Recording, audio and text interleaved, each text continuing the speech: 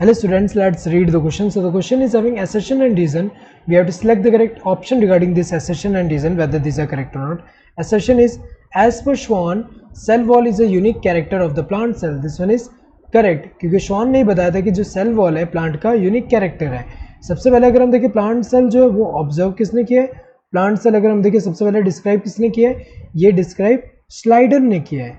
ये जो स्लाइडर है इन्होंने प्लांट सेल जो है डिस्क्राइब किया, इन्होंने लार्ज नंबर ऑफ प्लांट जो है उसको एग्जामिन किया और इन्होंने बताया कि जितने भी प्लांट्स है सारे प्लांट जो है इट इज़ कंपोज ऑफ जो है डिफरेंट काइंड ऑफ सेल से बने होते हैं, इन्होंने बताया. स्लाइडिंग के बाद अगर हम देखिए जो है यहाँ पे एनिमल सेल की अगर हम बात करें, एनिमल सेल ये सबसे पहले जो ऑब्जर्व करके डिस्क्राइब जो है वो किसने किया है, श्वान जो है उन्होंने, ये किसने किया है, श्वान ने. तो श्वान ने अगर हम देखिए डिफरेंट टाइप ऑफ जो एनिमल सेल्स हैं उसको ऑब्जर्व किया और उन्होंने बताया कि जो सेल है, सेल जो है उसमें एक आउटर थिन लेयर है जिसको बाद में लेटर ऑन उसको प्लाज्मा मेम्ब्रेन बोला गया.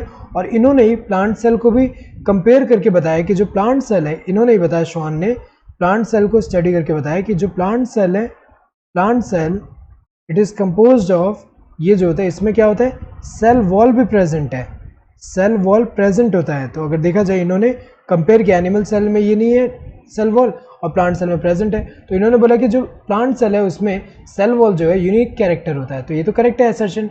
रीजन क्या दिया है, body of plants and animals are composed of cells and product of cells. तो अगर देखा जाए स्टेटमेंट तो करेक्ट है कि जितने भी यहाँ पे ऑर्गेनिज्म है वो किससे बने हुए हैं, जो सेल्स एंड सेल के प्रोडक्ट से. लेकिन अगर देखा जाए ये स्टेटमेंट ये क्लैरिफाई नहीं कर रहा है, ये एक्सप्लेन नहीं कर पा रहा है यहाँ पे कि जो प्लांट सेल है उनमें सेल वॉल जो है यूनिक कैरेक्टर है और वो श्वान ने दिया है. तो अगर देखा जाए स्टेटमेंट दोनों करेक्ट है but reason is not a correct expression of assertion.